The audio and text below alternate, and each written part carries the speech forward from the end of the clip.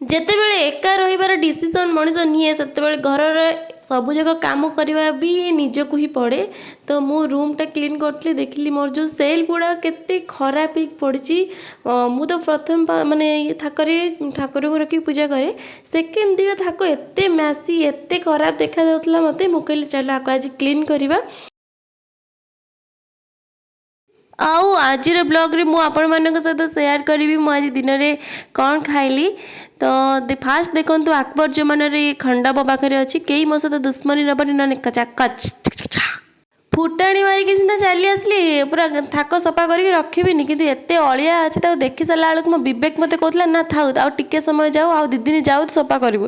ପୁଣି ନା ନା ଚାଲ ସଫା କରିବା। ଦେଖ ଫାଷ୍ଟ ମୁଁ ଯେତିକି ବି ସେଠି ସାମଗ୍ରୀ ମୋର ଥିଲା ସବୁଯାକ ସାମଗ୍ରୀ ବାହାର କରିଦେଲି। ସବୁ ସାମଗ୍ରୀ ବାହାର କରିସାରିଲା ପରେ ଥାକର ଅବସ୍ଥା ଦେଖନ୍ତୁ। ଆଉ ଫାଷ୍ଟ କଥା ଦେଖ ଏତିକି ମାନେ ମୋତେ ତ ଜଣା ହିଁ ପଡ଼ୁନଥିଲା ମୁଁ କେତେବେଳେ ଏତେ ସାରା ଜିନିଷ ଆଣିକି 2ଟା ଥାକରେ ଭର୍ତ୍ତି କରିସାରିଛି।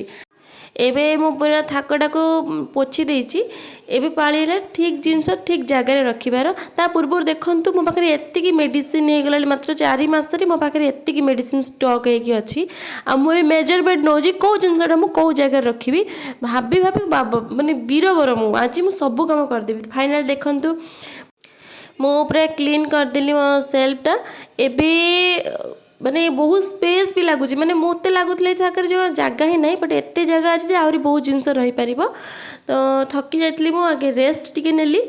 ତାପରେ ଦେଖିଲି ଆମର ପାଗ ବର୍ତ୍ତମାନ ପୁରା ଚେଞ୍ଜ ହେଇଗଲାଣି, ବର୍ଷା ଦିନ ବର୍ଷା ପାଗ ଆସିଗଲାଣି। ଆଉ ଏବେ ଛଣାଛଣି ଚିକେନ୍ ମଟନ୍ ହିଁ ତ ଡେଲି ଡେଲି ଖାଉଛି ଏଇ ପାଗରେ, କିନ୍ତୁ ଆଜି ମୋତେ ଖାଇବାକୁ ଇଚ୍ଛା ହେଉଥିଲା ଖିଚୁଡ଼ି। ଆଉ ଯେତେବେଳେ ଆମେ ମେସ୍ରେ ରହୁଥିଲେ ସେତେବେଳେ ମୋର ଜଣେ ସାଙ୍ଗ ଅଛି ସୋନିଆ ବୋଲି, ସେ ବହୁତ ଟେଷ୍ଟି ଖିଚୁଡ଼ି ବନାଏ। ଆଉ ମୁଁ ତାକୁ ହିଁ ଫୋନ୍ କଲି ବର୍ତ୍ତମାନ କି ଦେଖେ ତୁ ମୋତେ ଆଗେ ଫାଷ୍ଟ କହ କି ତୁ କ'ଣ କ'ଣ ପକେଇକି ବନାଉ ସେ ଖିଚୁଡ଼ି, ମୁଁ ଆଜି ବନେଇବି। ତ ସିଏ ମୋତେ ସେ ବହୁତ ସିମ୍ପଲ୍ ବି କରେ ଆଉ ବହୁତ ଟେଷ୍ଟି ବି ଲାଗେ। ମୁଁ ତା କହିବା ଅନୁସାରେ ମୋ ପାଖରେ ଯେଉଁ ପରିବା ଥିଲା, ମୋ ପାଖରେ ଗାଜର ଆଉ ବିଟ୍ ବି ଥିଲା, ବଟ୍ ବିଟ୍ ପକେଇଲେ ଖିଚୁଡ଼ିଟା ବହୁତ ରେଡ୍ ହେଇଯିବ ନା, ସେଥିପାଇଁ ମୁଁ ବିଟ୍ ପକେଇଲିନି, କେବଳ ଗାଜର ଆଉ ଆଳୁରେ ହିଁ ମୁଁ ବନେଇଥିଲି। ଫାଷ୍ଟ ଦେଖନ୍ତୁ ଆପଣ ଯେତିକି ବି ଚାଉଳ ନେବେ ସେତିକି ହିଁ ଡାଲି ନେବେ। ଆଉ ମୁଁ ଏଇ ଯେଉଁ ଡାଲିଟା ନେଇଛି ଏଇଟା ମୁଗ ଡାଲି, ଆଉ ଏଇଟାକୁ ଅଲରେଡ଼ି ଏଇଟା ଭଜା ଅଛି ରୋଷ୍ଟେଡ଼୍ ବାଲା। ତ ଚାଉଳକୁ ବି ମୁଁ ଧୋଇକି ନେଇ ଆସିଛି। ଏଠି ପିଆଜ କଞ୍ଚା ଲଙ୍କା ଆଉ ଅଦାକୁ ବି ମୁଁ କାଟି ନେଇଛି। ଏବେ କାମ ହେଲା ଗ୍ୟାସ୍ ଅନ୍ କରିବେ, ପ୍ରେସରକୁ ବସେଇଲେ, ତେଲ ପକେଇଲେ, ତେଲ ଗରମ ହେଇଗଲା, ତା ଦେହରେ ଟିକେ ଗୋଟା ଗରମ ମସଲା ଦେଇଦେବେ, ତେଜପତ୍ର 2ଟା ପକେଇଦେବେ, ଟୋଟାଲି ଅପସନାଲ୍, ଯଦି ଅଛି ପକେଇବେ ନହେଲେ ପୁରା ଇଗ୍ନୋର କରନ୍ତୁ। ଜିରା ଦେଇଥିଲି ମୁଁ, ତା ଦେହରେ ପିଆଜ ପକେଇ ଦେଇଥିଲି, ତାପରେ କଢ଼ି ପତ୍ତା ଦେଇଥିଲି, ତାକୁ କଢ଼ି ପତ୍ତାକୁ ପକେଇକି ତାକୁ ଭଲ ଭାବରେ ମିକ୍ସ କରିନେଲି। ତା ଦେହରେ ଦେଇ ଦେଇଥିଲି ଅଦା, ଆପଣ ଚାହିଁଲେ ରସୁଣ ବି ଦେଇଦେବେ, ବଟ୍ ମୋତେ ରସୁଣ ଖିଚୁଡ଼ିରେ ଭଲ ଲାଗେନି ସେଥିପାଇଁ ରସୁଣ ପକେଇ ନଥିଲି। ଖିଚୁଡ଼ି ସହିତ ମୋତେ ନା ବାଇଗଣୀ ଖାଇବାକୁ ଭଲ ଲାଗେ, ନହେଲେ ଆଳୁ କଷା ଖାଇବାକୁ ଭଲ ଲାଗେ, କିନ୍ତୁ ଏତେ ସାରା ଜିନିଷ ମୁଁ ବନେଇ ପାରେନି, ସେଥିପାଇଁ ମୁଁ ଗୋଟିଏ ଆଇଟମ୍ ବନେଇବା ପାଇଁ ଚେଷ୍ଟା କରେ। ତ ମୁଁ ତା ଦେହରେ ଆଳୁ ଆଉ ଗାଜରକୁ ବି ଦେଇକି ଭଲ ଭାବରେ ମିକ୍ସ କରିନେଲି। ତା ଦେହରେ ମୁଁ ଦେଇଥିଲି ଲଙ୍କାଗୁଣ୍ଡ, ଲୁଣ ଆଉ ହଳଦୀ, ବାସ୍ ଏତିକି ହିଁ ମସଲା ଦେଇଥିଲି, ବାକି ଆଉ କିଛି ମସଲା ମୁଁ ଦେଇନଥିଲି। ବାକି ଏତିକି ହିଁ ସେ ମୋତେ ତା ହିସାବରେ କହିଥିଲା, ମୁଁ ଆଜି ତା'ର ଆଇଟମ୍ଟା ବନାଉଛି ଆଉ ସେ ବହୁତ ଭଲ ବି ବନାଏ। ତ ଡାଲି ଦେଲି ଆଉ ଚାଉଳ ବି ଦେଲି, ତାକୁ ଭଲ ଭାବରେ ମିକ୍ସ କରିକି 5 ମିନିଟ୍ ପାଖାପାଖି ତାକୁ କଷିବେ, ମାନେ ଭଲସେ ତାକୁ ମିକ୍ସ କରିବେ, ଡାଇରେକ୍ଟ ପାଣି ଦେଇଦେବେନି। ଯେଉଁ ପାଣିଟା ଥିଲା ଚାଉଳରେ ସେ ପାଣିଟା ଯେତେବେଳେ ପୁରା ଶୁଖିଯିବ,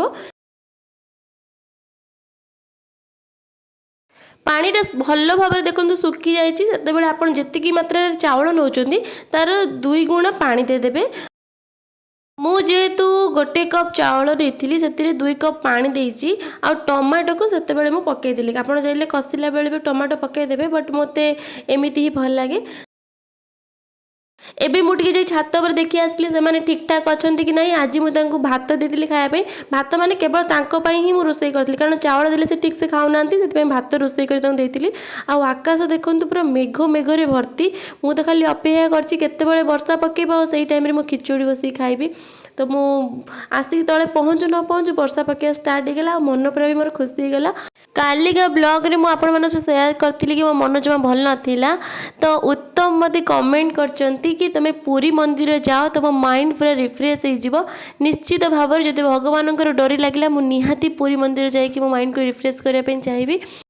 ଆଉ ପୁରୀ ମନ୍ଦିର କଥା ଭାଇ, ସେଠିକି ଗଲେ ହିଁ ତ ମାଇଣ୍ଡ ଅଟୋମେଟିକ୍ ଏତେ ଚେଞ୍ଜ ହେଇଯାଏ, ତ ବହୁତ ସାରା ଏନର୍ଜି ସେଠୁ ନେଇକି ଆମେ ଆସୁ। थैंक यू सो मच उत्तम एते भल गोटे सजेसन दइथिबारु। तो वर्षा जोर से पकाउछि एपटे मोर खिचड़ी भी बनिकी रेडी हो गला। खिचड़ी पाई मु 4टा सीटी मारथिली। जदि आपनकु टिके चाउल चाउल टाइप रो जदि भल लागी तो आपण 3टा सीटी भी मार देथिबे, कारण ये टिके अधिक सिझी जाइतिला। आ मु खिचड़ी सहित रखिथिली सालाड पांपड़ आचार लगे भी खाया को भल लागे, बट मो पारे आचार ही नथिला। आ मु बसी पड़िली खाया को, भोक भी बहुत जोर लागुथिला। आ जे भलिया पाग देथिला मो कंट्रोल भी हो नथिला, केते बेले हबो मु केते बेले खाइबे। फाइनली हे गला, मु चलिली मो पेट पूजा करने। आपण मानक जदि मोर वीडियो भल लगुच लाइक शेयर करने को जमा भूलिबेनी, आ सब्सक्राइब करने को तो जमा भी भूलिबेनी। जेते भी भल रोषेई करने को चेष्टा कर, बट जार जोटा स्पेशलिटी सेटा ही भल बनइबो। मु भल बनइछि, टेस्टी लागुतला, बट ता भले टेस्टी लागु नथिला जेते बेले मैं मेस रे रही सांगरे खाउतलु आ से बनइकी दउतला एते भल लागुतला। समय केबे कहा पई अपेक्षा करेनी, समय आगु को बढ़ी चले, समय सहित आमको भी आगु को बढ़िया को हुए। आमे आगर गोटे सहित थिलु, आज अलगा अछु, बट से समय रे आमे केते नक झो केते पाटितुंड करू, आज सेही कथा को मने पके हमको खुशी लागे। आज दिनटा मोर एमिति कटिगला। देखा आ गोटे नुआ भिडियो रे। रहिली, बाय बाय।